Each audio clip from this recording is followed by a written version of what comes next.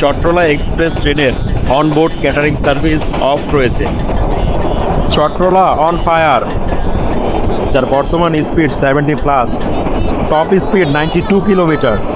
চট্টগ্রাম থেকে এখনও পর্যন্ত ডিস্টেন্স কভার করেছে 42 কিলোমিটার, যার ডিউরেশন টাইম রয়েছে 51 মিনিটস।